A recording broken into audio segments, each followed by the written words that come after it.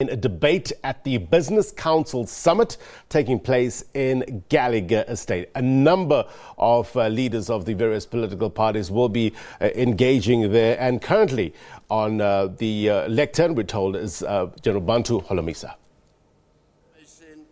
And inclusive growth in the near future. This proposed economic endeavor is our best chance to find the right socio-economic solutions that will benefit all South Africans. I thank you.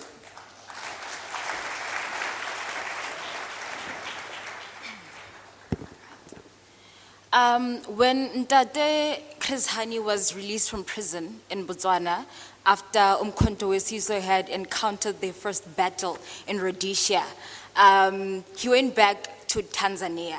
And the situation that he found there, he co-drafted a memorandum that criticized the leadership of the African National Congress, right? He was worried about the armed struggle not being the core or the focus of the struggle at the time, and subsequently suspended.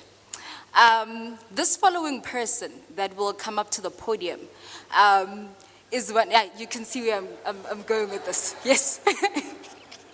This following person called for radical economic transformation, expropriation of land without compensation, while he was the president of the ANC Youth. He was subsequently expelled. It is the CIC of the EFF, Mr. Happy birthday, by the way. Happy belated birthday. Malema.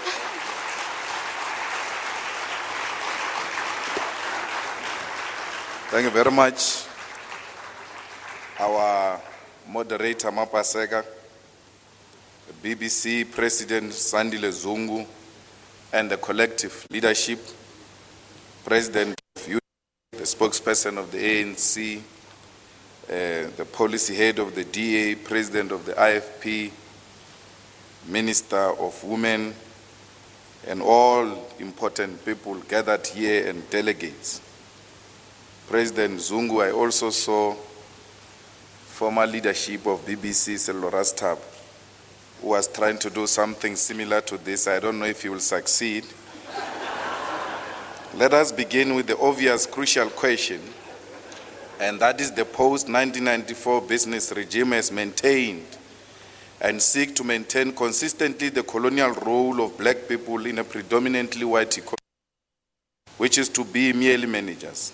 The qualitative definition of a black manager, as it was under the colonization and apartheid regime, is the same today.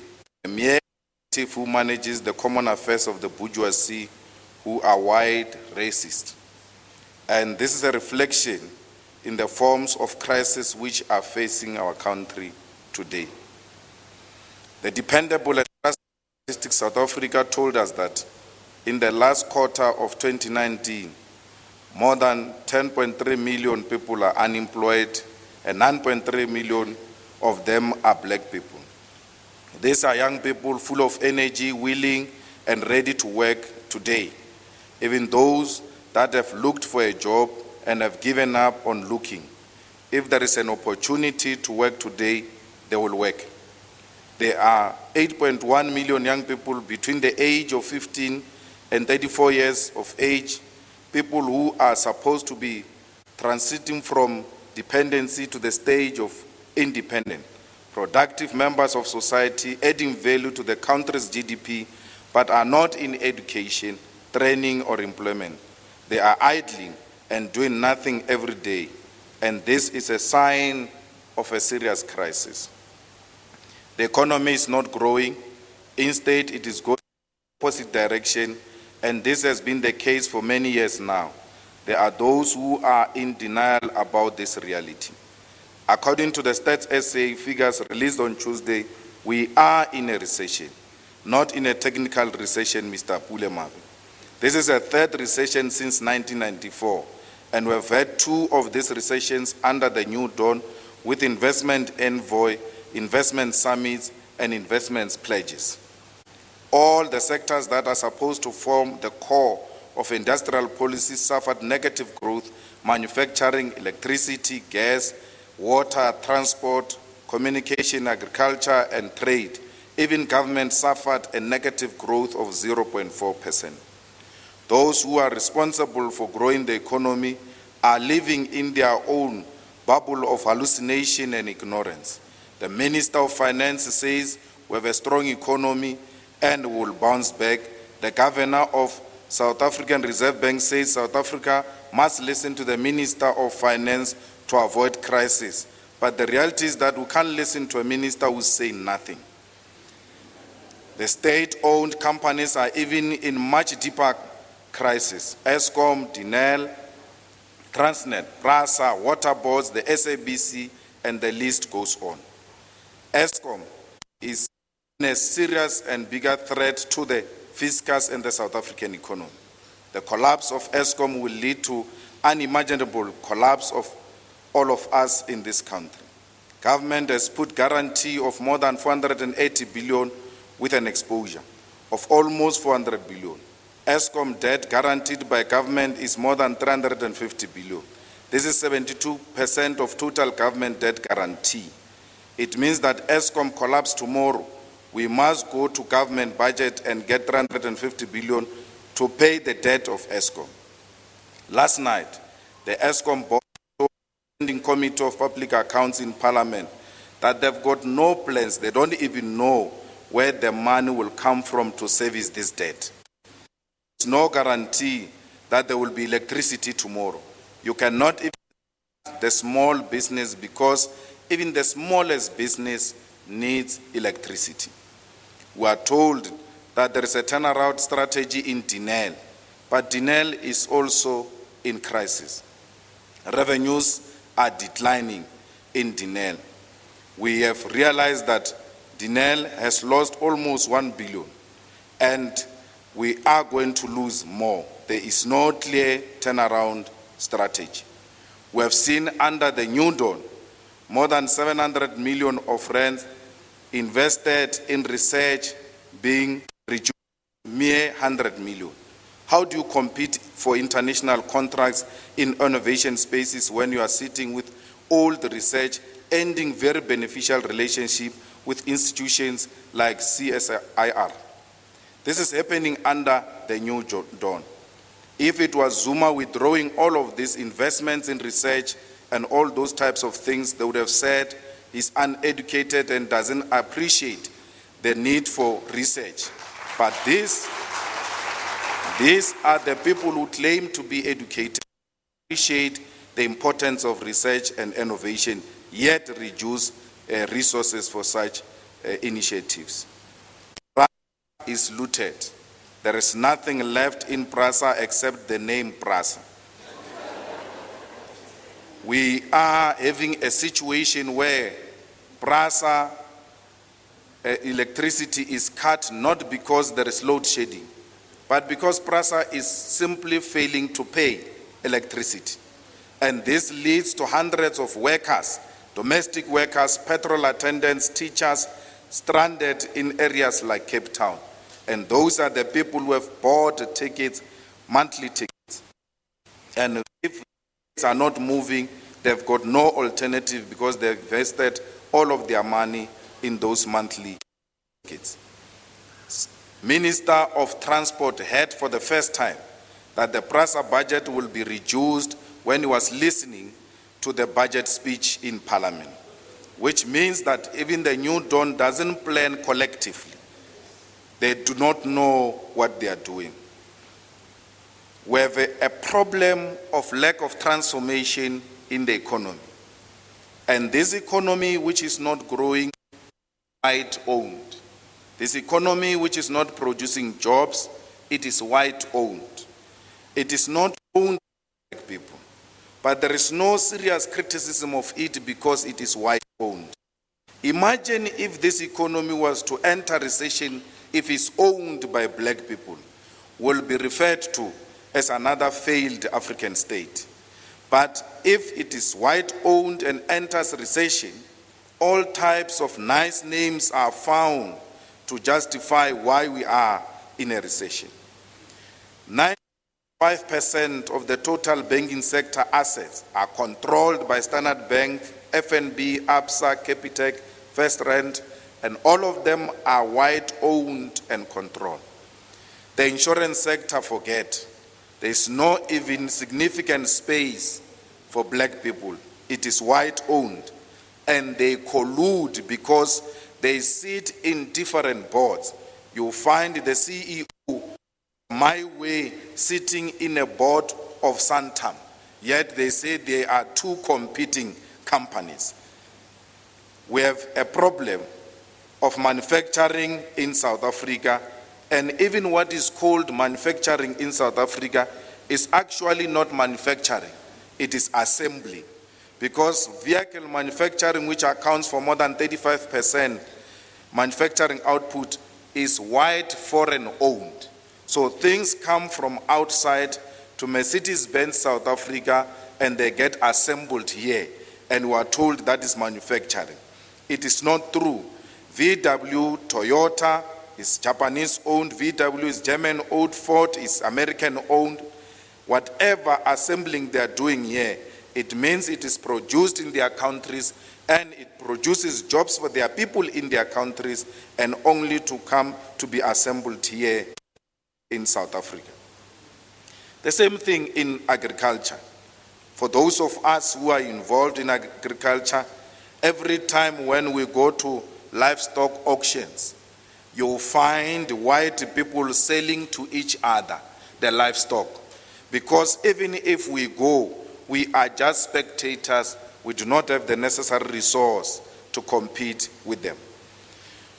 We are facing a serious problem of unemployment, poverty, and inequality because the economy, it is not transformed. 800 billion state procurement budget benefits white companies. Everything that the state procures, you are guaranteed that Bidvest is going to be one of the biggest beneficiaries of such procurement by the state. The Chief Procurement Officer at Eskom was telling Parliament Scopa last night about procurement transactions done through deviations, and all of them with owned companies. There are some of the biggest state contracts done through sole source supply and deviation without anyone looking. In Eskom today, the white COO and the white CEO, they are engaged in sole sourcing supply, which is targeting strictly white companies. All those black companies which were in big deals with white companies under Brian Molefe are told that those joint ventures are no longer applicable, giving the COO or even the CEO an opportunity to source from those white companies without the previous obligations which were entered into before. The new CEO of Eskom came with 4 companies to Eskom. He's not 6 months in Eskom. He came with 4 white-owned companies. And he said yesterday with Scopa in Parliament that we have brought these 4 companies to come and us in Eskom. These are the companies that are preparing, the specifications in terms of the tenders that are going to take place in Eskom. After compiling those specifications, they are themselves going to tender for the same tenders that they have prepared specifications for. These companies, the CEO of Eskom has given them to supply chain without following the due process. But we were told that these whites are brought into Eskom to come and correct the corruption of black people. It is the same arrangement we have seen with the Guptas. The state capture today that the Guptas were hand-picking companies to state-owned enterprises. The white CEOs are doing the same things as the Guptas, bringing companies without following the due process. I'm telling you this information, which is a public information. You do not know about it because this corruption is conducted by white people. It is not corruption when it is done by white people. Can you imagine if Brian Molefe had gone with 4 companies, and the companies that are black-owned are going to help us to transform Eskom? It is not something that is in the headline because it is committed by a white CEO. We must reclaim our economy, and there cannot be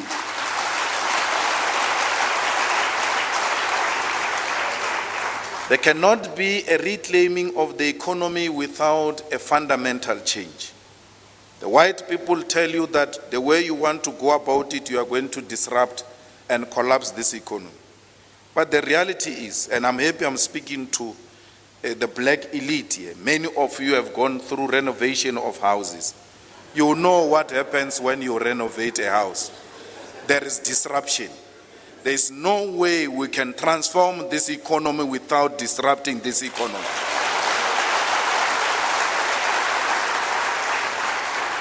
We need to expropriate our land without compensation. Because when they came here and took our land, they never paid any compensation. It was taken through black genocide. It will not be for the first time that the state becomes a custodian of critical resource in South Africa. We know that the state is a custodian of mineral resources in South Africa.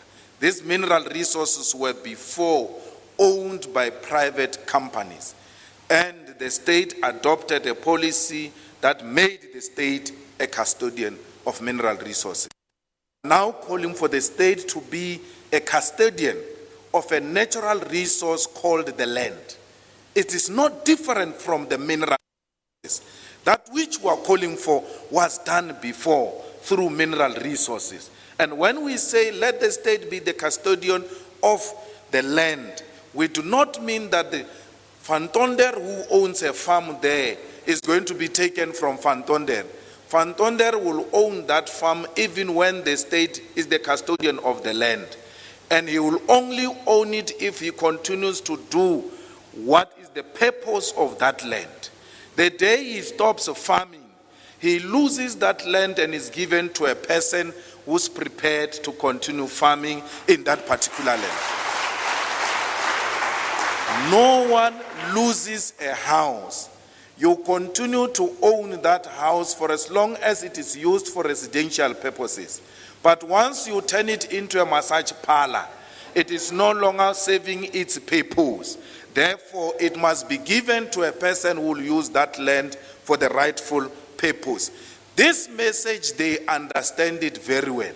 They deliberately distort it. They even want to accuse those who are advocating for land expropriation without compensation. They want to accuse us for this recession. If we are in a recession because people can't trust the ownership of the land by black people, then let it be. Because when the land is owned by white people, there is no recession. But when it is owned by black people, it will lead into a recession. And you all join them and say, let us not own the land because it will cause a recession. Because black is what causes a recession. We must never accept that explanation. We are equally capable to own an economy. We are equally capable to own the land. And therefore, there is no investor who must suspect us on the basis of the color of our skin. Because if you use the color of the skin to determine whether you are going to invest or not, then you are a racist investor who has got no place in South Africa. Will rather swim in a recession than to benefit from the proceeds of a racist investor who doesn't want the rightful owners of this land to participate meaningfully in the ownership of the economy. We want the uniform produced for nurses, for police, for soldiers, for patients in hospitals, for prisoners. Everything that has got uniform in this country and is owned by the state, that uniform must be produced in South Africa. We must have a clear policy about that. We cannot have traffic cops wearing a uniform that is written proudly produced in China, Yet you say this is a patriot, a police officer looking after the interest of South Africa, wearing a proudly Chinese uniform.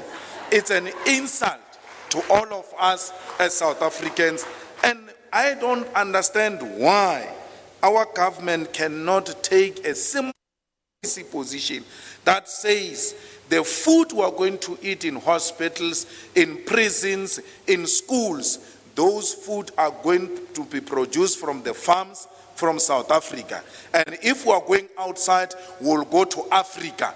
Only when we fail in Africa, we'll go and try somewhere else in the world. We need to stabilize ESCOM. We can talk all of this, but if we cannot stabilize ESCOM, we're finished, because all of this will require electricity. These independent power producers, we must scrap them. They are benefiting the few elite that are connected to President Ramaphosa, to Patrice Motsepe, to former Minister of Energy, Jeff Harden. We need to scratch them. Who said ESCOM? Who said ESCOM cannot produce an alternative energy? If there is a need for an alternative energy, why can't we capacitate ESCOM to do the same? Instead of outsourcing this responsibility and giving to the family of the president. We had a problem here of a family called the Guptas. We shouldn't create another problem of a family called Patrice Motsepe's family. We must be able to say these things must be able to benefit our people, and the only way it can benefit our people, it is when it is state-owned. We have no problem with Patrice Motsepe or his family. We are disagreeing on the approach. And because in South Africa, when you criticize each other, you confuse that for hatred, because we suffer from self-hatred. We don't hate ourselves. We criticize one another because we don't want Patrice to fall under the same category as the Guptas. He should not make such a terrible mistake as a good businessman who will later be destroyed by the simple things that we should actually let go. Patrice should appreciate that his proximity to the president and being the brother of the wife of the president should take a little bit of a back seat, particularly when it comes to issues that involve the state. Because even if he wins them fairly and squarely, we'll always suspect that this one is a brother of the First Lady. We thought we removed Zuma, things will be better. It looks like we're going into a serious crisis. We have delivered the hands of the Ruperts and the Oppenheimers. Whether you agree with me or not, I don't care. Because I warned you about the Guptas in 2011. You only came to the party 4 years later. I know that the EFF is always ahead. And we are very patient with you. You always catch up later. I'm telling you now, we are controlled by the Rupert. We are controlled by Investec. We are controlled by the Oppenheimers. They have deployed Pravin to look after their interest. They told Zuma right on his face the day he removed Pravin. It's not a joke. They went to him and said, we will collapse this thing if Pravin doesn't come back. And when those white CEOs went to tell Zuma to reinstate a minister, it was not a state capture. It was not business interference.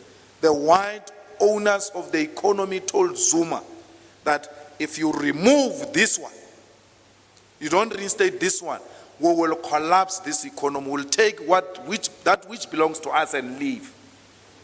Johan Rupert made a similar remarks here, that if D.D. Mabuza becomes the president of South Africa, he will be left with no option but to take what belongs to him. He's in a way telling you who you should elect. You are being told and dictated to by white monopoly capital who should become the next president. And knowing these ones of my relatives in the ANC, they are likely to listen to what Rupert says because they are scared of white capital. We must never be scared of white capital if we want to transform the economy. Coming to you, black business, you seem to be extremely comfortable to manage the economy of white people. Many of you do not engage critically against the status quo with the hope that you will be called upon to serve in a particular board or to chair a particular board.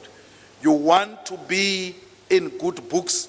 At the same time, you claim to be advocating for transformation in business. You will never transform it if you are going to sweet talk the status quo. The only way you are going to transform it is by taking a radical position and standing firm on that position. You rather die with your boots on. You cannot be these flexible people who are unprincipled, always seeking to be politically correct. Leaders who seek to be politically correct represent nothing.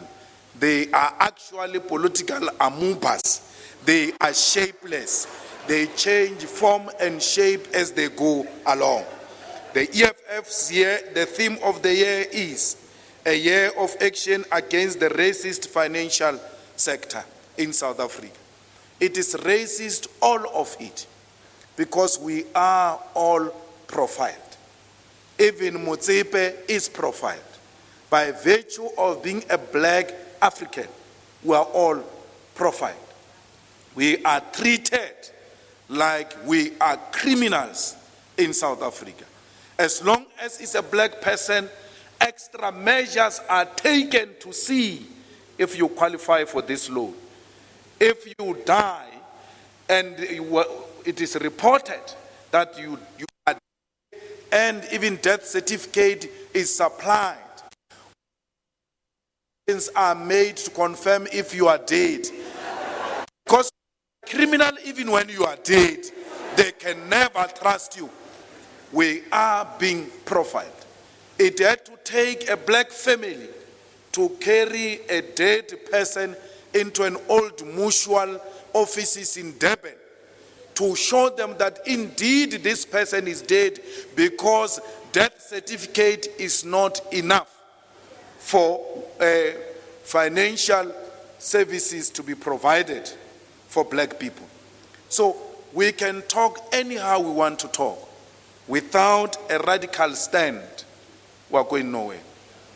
We want to depend on white people to transform the economy. You even want the market view. You want the rating agencies to tell you, who are this rating agency? Who are the markets? Those are the same people you want to take over from. And you say to them, we want to and take over from you. Help us to take over from you. It will never happen. The EFF lastly has taken a decision to establish a private school from grade 0 to grade 12 owned by the EFF. Why? Because we realize that black people with money do not own schools. They have private jets. They have private resorts. They have got game farms, but they do not own schools. It takes less than what they own to just build a private school. After this resolution, I've not met Patrice because I wanted to ask, why are you not owning a school? Even if you name it after yourself, it's your money. Why are you not owning a private school that you just take black people there and educate them? Why? Because education is critical and is at the center of everything we're speaking about. Two things they denied us. They took the land and they took proper education from us. If we can correct those two, we will be able to stand on our own. We want a school owned by the EFF. Guess what happened after we make an announcement? A white man comes and says, I want to give the EFF a 10 hectares piece of land so that you can build a school. It's a very powerful idea. In response to him, I said, we do not want a free land from the white man. We want to buy it. So that if this school becomes an excellent, powerful, successful school, should not have a print of men. Because the idea is that everything successful must have a white person. And that's what all of you subscribe to.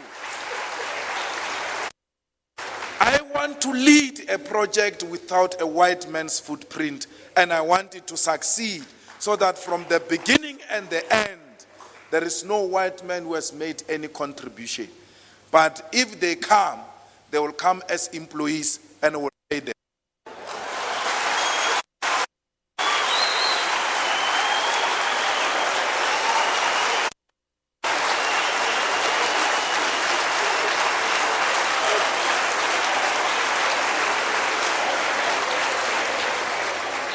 Okay. Is that it? Should we all go home at this point? Not, okay. I'm so objective. All right, so the next speaker is a very interesting woman. She's only 30 years old, but she's done a little too much for a 30-year-old. This is Gwen Ngwenya of the Democratic Alliance.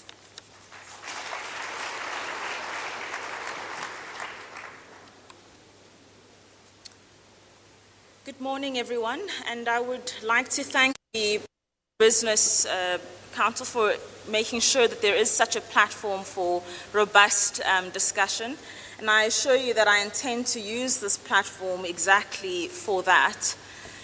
Now, I think that it's quite a nice way to pick up from the previous speaker about the need for disruption and the need for new thinking, which, of course, being a party in opposition, we can only but agree with. But I must say that when you renovate your home, you don't tear down the foundation of the home. So whilst there is huge scope for change and disruption, it must be within the bounds of obviously an economy that will still allow us to grow and to invest in the right kind of socioeconomic measures that we would like to see take place. Of course, this week is a great opportunity, I would say, to re-emphasize the fact that there can be no inclusive growth without growth. The inclusive is describing something. It is describing shared prosperity, sharing of a growing economy. The inclusion is not describing the inclusion of misery or shared economic decline. So it must be clear to us that the kind of socio-economic interventions that we invest in must be of the sort that will act as a catalyst for growth, not as a brake on economic growth. And we say that ours is a growth-first agenda precisely because without growth, we will lack the capital as well as the fiscal room to in fact implement the very socio-economic interventions that we would like to see implemented. Now, the picture that is painted by the numbers in South Africa paints a very bleak picture for the state of socio-economic transformation. It paints this bleak picture because, quite frankly, we are failing to address economic injustice in this country. And we are failing in large part because the interventions that we have pursued up to date have largely focused on the elite. Now, many of us seated in this room represent the elite. It may not always feel like it, I know, when you look at your bank statement at the end of the month. You do. If you are lucky enough to earn above 49,000 Rand a month, you represent, you're part of the 1% richest South Africans. Similarly, if you were able to write matric and pass matric within 12 years, I guarantee you that at least 50% of the cohorts that you started matric with were not able to write and pass matric 12 years later. Again, if you have access to a medical aid, you are in a much better position than 2/3 of South Africans. And we also know that due to a migratory system of labor, which has played a significant role in the breakdown of the South African family, and this is still perpetuated today, where many people live very far away from centers of economic opportunity. The result, of course, is that we know from the latest general household survey, 2 out of 3 children in South Africa do not live with both their parents. Now, these are the kinds of socio-economic exclusions that drive inequality of opportunity for the majority of South Africans. And if you consider these set of economic exclusions, it is then no wonder, of course, that trickle-down has not worked. What do we mean when we talk about trickle-down redress? Well, this is simply the idea that by transferring assets, ownership, positions, contracts at the most elite level of society, that this will result in broad-based prosperity. It clearly will not, and it resulted in that. Now, what we did in this last week was release a draft economic justice policy, which speaks to a bottom-up approach to socio-economic redress that will speak to the actual drivers of inequality that affects the majority of South Africans. Now, mostly in this country, we are focused on the tier end of economic inclusion. So we are constantly looking up at the upper rungs, but if we look down, we'll see there's in fact zero pipeline coming up the economic rung. There is a tendency to imagine that we have a country mostly of entrepreneurs who perhaps own small businesses but are just dying to scale them up, or that we have an economy that is mostly made up of middle management professionals who are just dying to get an opportunity to move up to senior executive positions, when the reality is that most South Africans are not even completing education in 12 years. They are not at all in the labor market, and so many of these interventions do not reach them. And this is not a matter of ideology. One of my favorite commentators on now passed on, a socialist and academic, Neville Alexander, in the early 90s and throughout the 2000s, was at pains to point out that, in fact, you have to first overcome structural inequality to be in a position to be a beneficiary of redress policy as proposed. But what is being done about those who continue to face those structural inequalities? Now, of course, policy is about priorities, and not everything can be a priority. So when we say we must focus on the bottom rung of the economic ladder, it's to emphasize that this is where the priority of our policy focus should be. Now, it's not that we haven't made any strides at all. We have, and often when you criticize the current state, it will be pointed out to you that access in many areas, including education, the provision of electricity, water and sanitation, for example, have improved for the vast majority of South Africans. And this is indeed true. We have far greater access to all of these resources than ever before. The trouble, however, lies that if you look comparatively in other countries, increased access or improvement in living standards reflected that people were becoming wealthier on an income basis, so we're then able to afford a higher standard of living. In South Africa, this is not the case. Most South Africans cannot afford, in fact, the standard of living that they are the recipients of. The reason we have increased access is due to the social wage, a direct transfer from government to people. However, the tax-paying base, or the number of people actually able to afford to pay, if they were asked to pay for water, electricity, education, housing, etc., is actually shrinking. So our improvement in living standards does not reflect an economy or a society that is improving on a per capita basis, but rather a society that is continuously having to increase redistribution or the transferring of the social wage, which of course is unsustainable if we see that the numbers of the economically active population continue to decline against the economically inactive population. And I'm at pains to say that this is not, sometimes people say, well, to ask us to move away and to look for a different approach might be a neoliberal approach, and this is not at all the case. There is no doubt in my mind that a pro-poor policy-focused agenda is necessarily a pro-black agenda. And it's not that also that we fear wealth amongst black South Africans. Wealth is very important, and I'd be the first to speak of sometimes this rising tendency when someone improves on the socio-economic ladder and then they speak of the poor. They are derided, and it's said that, oh, you're now perhaps a champagne socialist, and what do you, wearing Gucci or whatever it is, know about the poor? I've always derided against this kind of language because one can be in a better socioeconomic position but still be very wary of where they come from. And so this is what this new approach, or an alternative approach, proposes, that we be mindful of the fact that there are many South Africans, in fact the majority of South Africans, who are failing to even reach or cling onto that first rung of the economic ladder. And that is where the emphasis and the energy of economic redress needs to be directed at. I speak of this also because I'm very well aware of the strength and the mentality of getting up and doing it yourself, but there are people who are so poor and from whom the first rung even of that economic ladder is so high that they are expected to receive direct government interventions to help them onto that economic ladder. My father, in fact, was the principal of a school in Umlazi called Vuguzake, and I've always actually appreciated the ethos even of the name of that school. But be that as it may, as powerful an idea as that is, that we must, build ourselves and work to create our own futures and, focus on how, in other words, it emphasizes the idea of individual agency.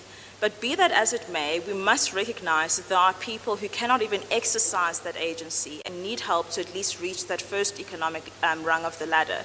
So you cannot be told to climb if you are not on the ladder in the first place.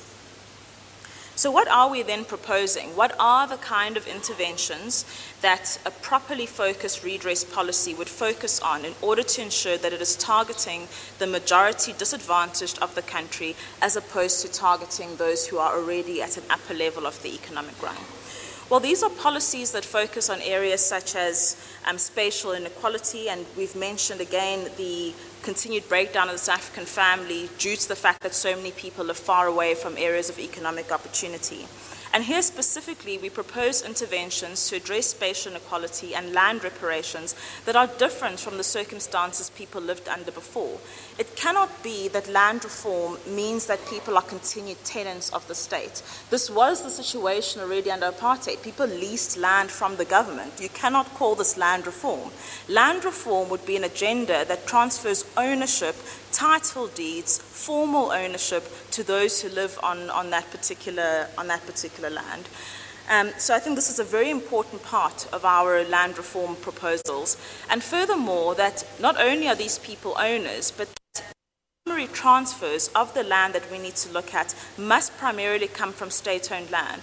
There are vast chunks of state-owned land, derelict, underutilized, and well-located in urban areas that can be transferred for social housing and other opportunities to those who need it most, as opposed to clinging on that land for the purposes of the state. We would like to, first and foremost, before we even resort to the private expropriation of land, to ensure that as much state-owned land is redistributed to South Africans who need to own land. Furthermore, on unemployment, we make a bold proposal, such as a job seekers exemption certificate. Now, there are measures globally, even where there is a national minimum wage in place, to say there are some groups of people or individuals who should be exempt from these laws, especially when they are actually working against them in terms of their opportunities to find work. So those who have been long-term unemployed, in other words, those who have been without work for 12 months or more, what a job seekers exemption certificate does, and this is in place in other countries around the world as well, is to say that they can take a job at a wage that they find acceptable.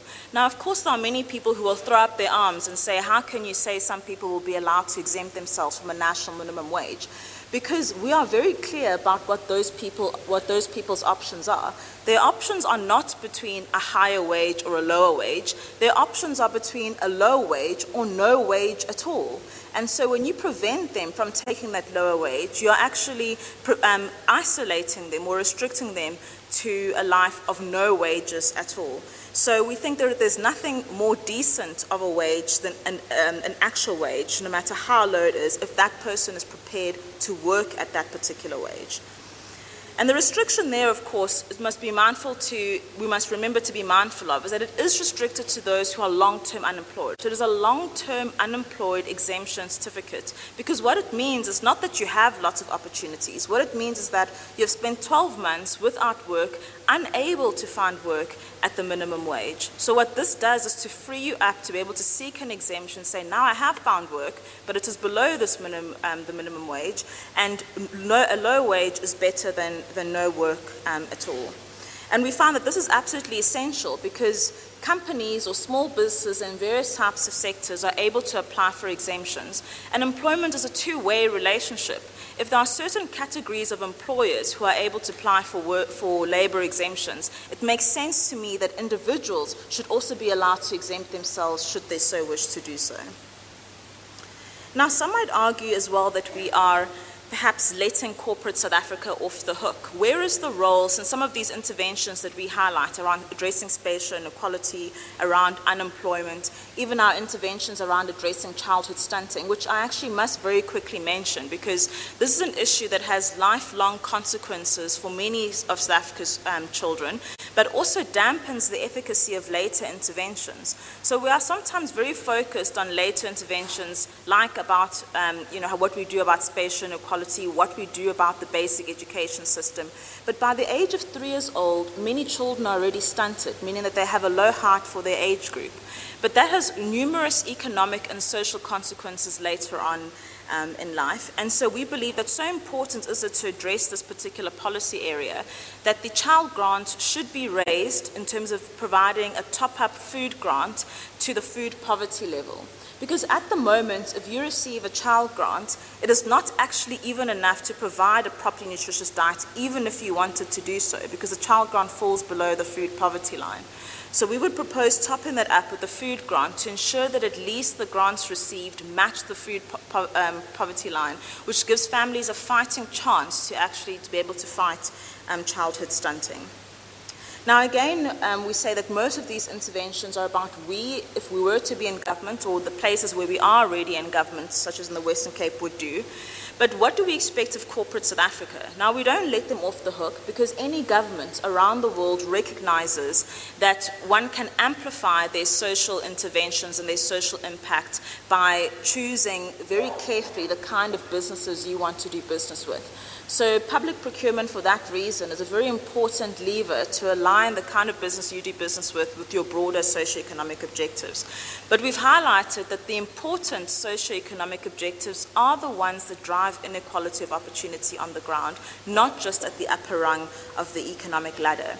And so to focus corporate South Africa's attention onto those drivers of inequality of opportunity, we would use the UN Sustainable Development Goals as a broad framework which provides clear targets of the kind of society we are trying to create.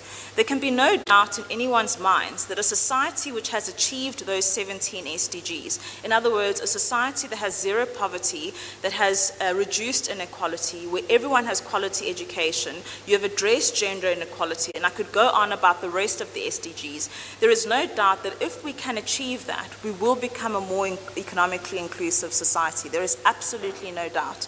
So it makes sense then to me to say, to move away from the narrow prescripts of current policy, to say, these are our broader socioeconomic objectives. What can you do as a business to help us achieve these particular objectives? And around the world, businesses of their own accord are already beginning in an integrated reporting fashion to report on what they are doing to align to the SDGs. But the problem is that in the current framework, some of these broad interventions, you could roll out computer labs to 500 schools in South Africa, for example, to 4IR, but you might find that the total contribution to your scorecard that makes is only 5%. So we need to completely reorientate ourselves in terms of the priorities to actually ensure broad-based inclusion. So this is the areas that we would ask business to help us in. And just to close off, I would say that there are important areas of advantage of this approach compared to current legislation. And I'd just like to, as a conclusion, to go through them. Firstly, we believe that a broad focus on the drivers of inequality of opportunity, in other words, focusing on the kind of targets that the SDGs provide, first of all, allows us to ensure that we don't target only elites, that we target the broad majority in South Africa who are currently left out in these kind of redress interventions.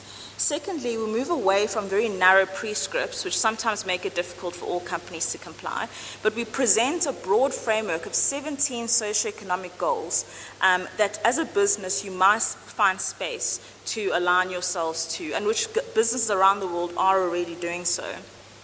Thirdly, it allows us to move away from a very parochial local model. We know that this is not in place anywhere else in the world, and it takes consultants and a very expensive infrastructure to be able to comply.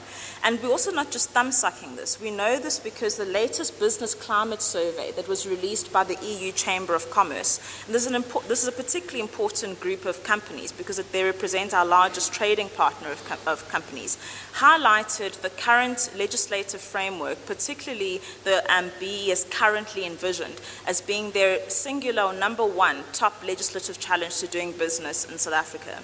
If that is the case, we would like to move to a model that is actually globally recognized with our global reporting standards and benchmarks. In other words, you wouldn't have to replicate the kind of verification and infrastructure that exists at the moment.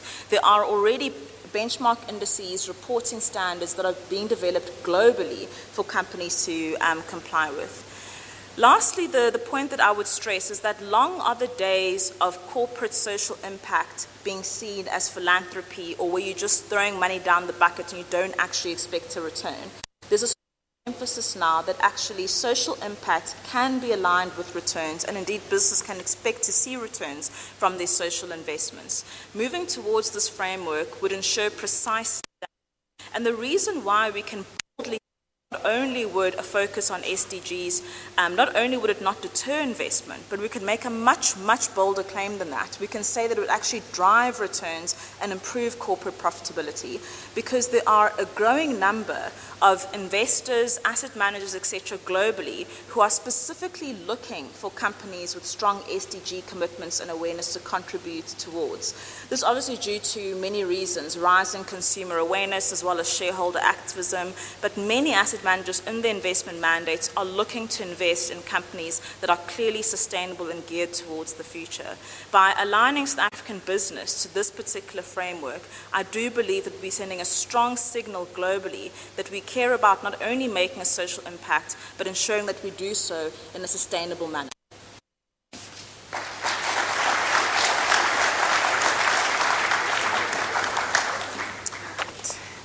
So we are running out of time, so we're going to keep it really, really tight. Just a quick announcement, however. After the special address by Minister Ngwenya Mashabane, will break away, right? The first one will be at Gallagher 1. That will be high demand radio frequency spectrum. The second one at Gallagher 2, that's manufacturing, industrialization, localization, and beneficiation. The third one is at Gallagher 3A. The discussion will be local government. The fourth one is at Gallagher 3B, skills development. And the last one is at the ballroom. The discussion will be SMMEs development. So because we've run out of time, I'm going to ask our panel one question each, just because we've run out of time. Then we'll take 2 questions from the audience. Time, you guys, a good 5 minutes for everyone. I'll put it in my tablet. When your time is up, I will do this so that you know. All right. So because the ANC had less time than everyone, I will afford you 2 questions, and you'll have 8 minutes to respond. Yes, I'll be at the podium. Okay.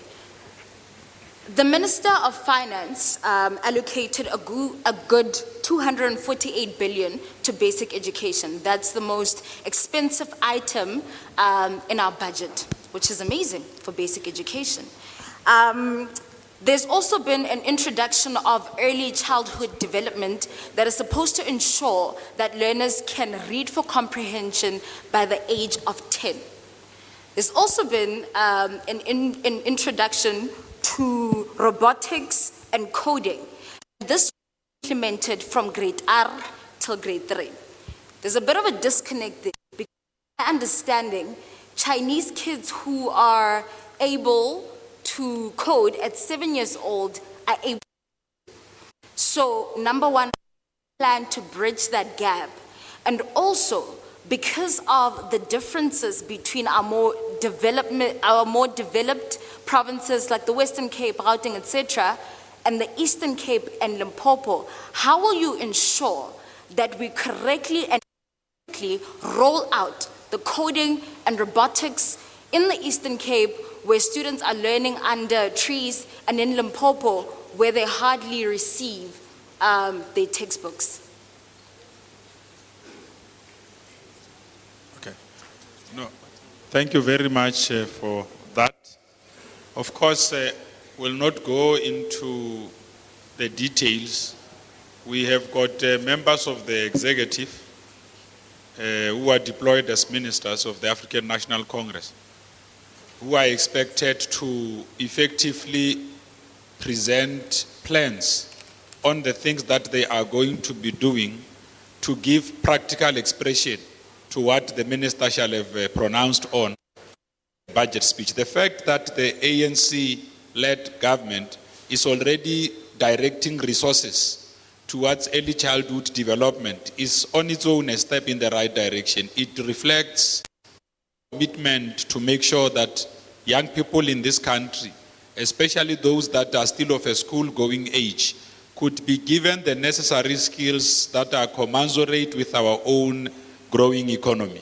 There is in no way that when South Africa observes the growth of the fourth industrial revolution, we are not going to be doing things that will allow the young ones to have a critical role to play. Take, for example, when the Premier of Gauteng did his State of the Province address, amongst the things that they pronounced on to constitute their own social compact here in the province of Gauteng was the growth of the digital economy, which means that it will not be possible to imagine an economic growth without impacting or investing resources towards the economy. Now, what are the things that we are doing as government or what the government is doing to address those?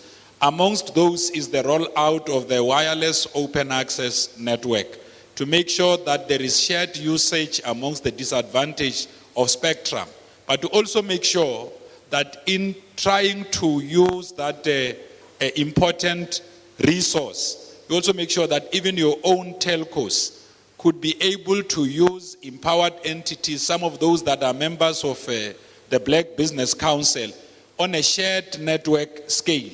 Now, these are skills that those that are learning how to use robotics, how to advance with the fourth industrial revolution, who need to use free and cheap data, would need to have, so that in the next few years, 10, 20 years from now, they could be able to have a meaningful role.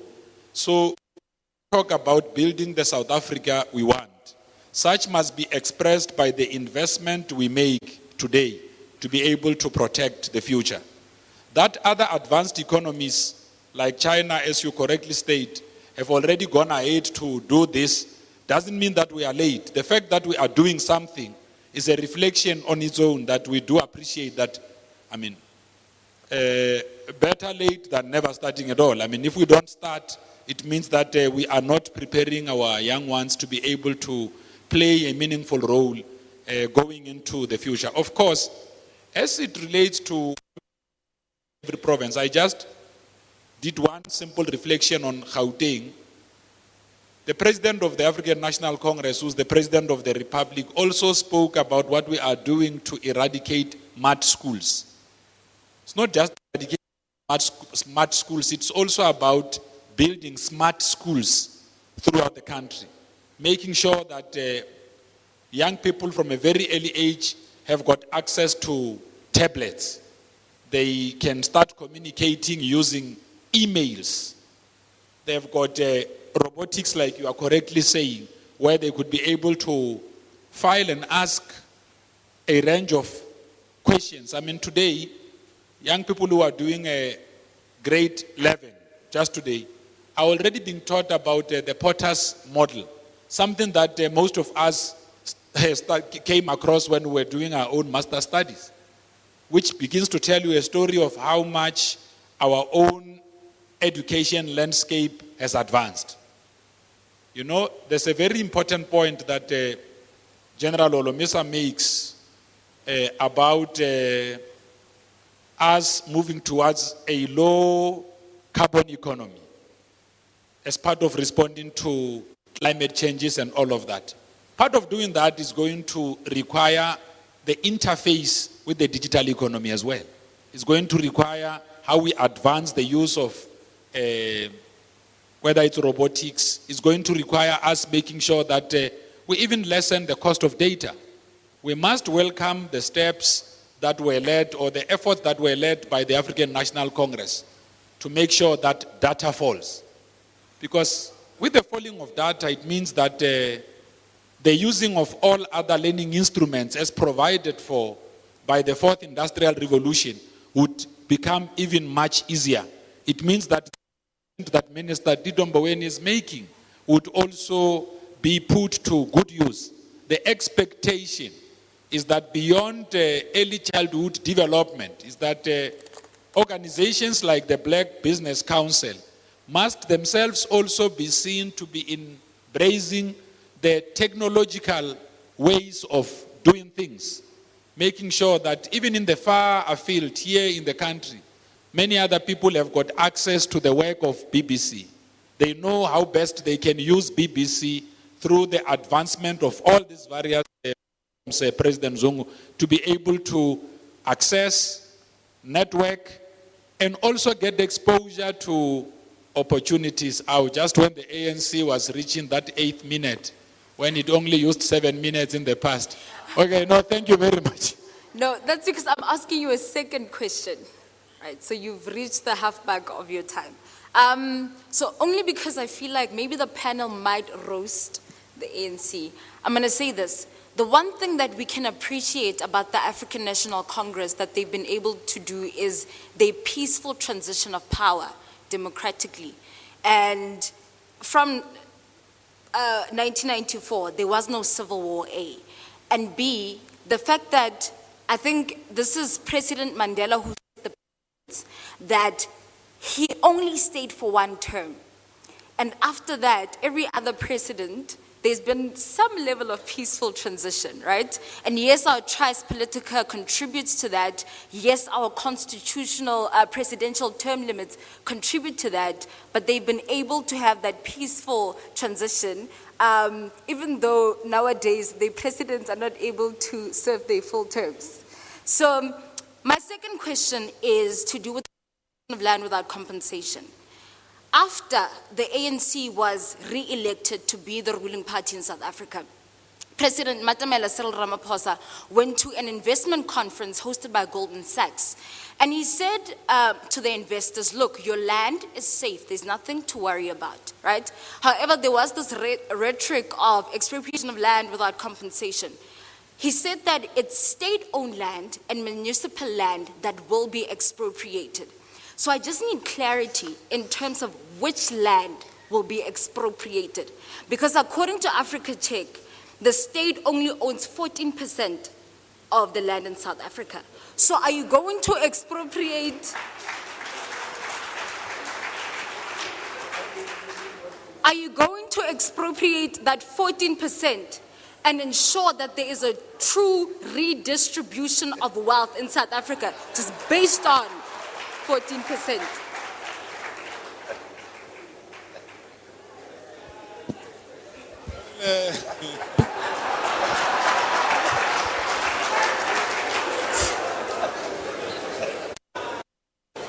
Well, I was saying to CIC that this is going to be a hectic one.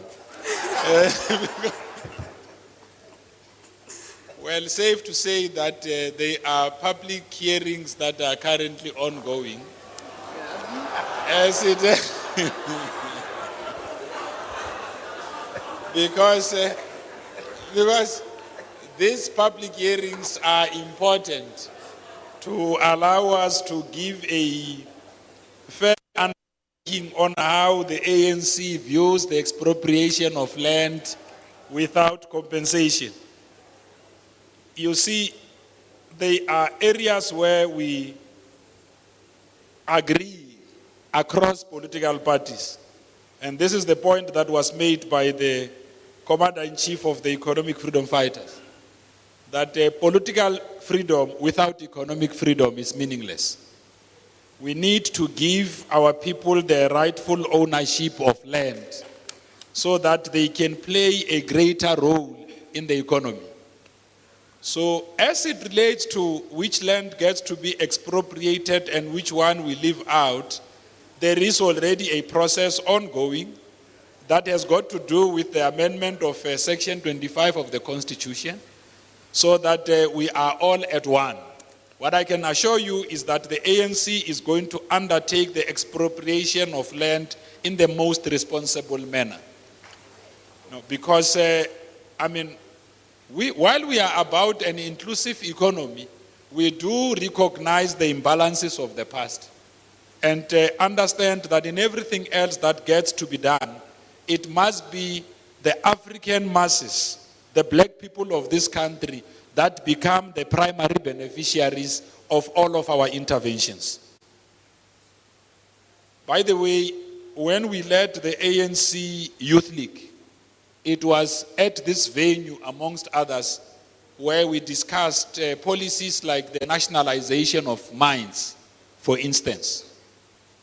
Well, we are not quite agreed with our neighbors as it relates to the nationalization of land. Our view has always been that expropriate and give people full ownership of the land. No, we don't agree with the DA. No, we don't agree with the DA. There is a process. There is a process that is ongoing. It is possible that all the different policy proposals that are being brought forward, at a point of convergence, there could be some consensus sought. Because it looks like all of us are obsessed about doing what is best for our people. The difference about South Africa and all other countries is that in this country, you have got all political parties that have displayed and demonstrated their love for the people of this country. So it shouldn't be difficult to pursue a trajectory that responds to the plight of our people. So when we expropriate, we are going to do it in the interest and for the people of this country. Thank you.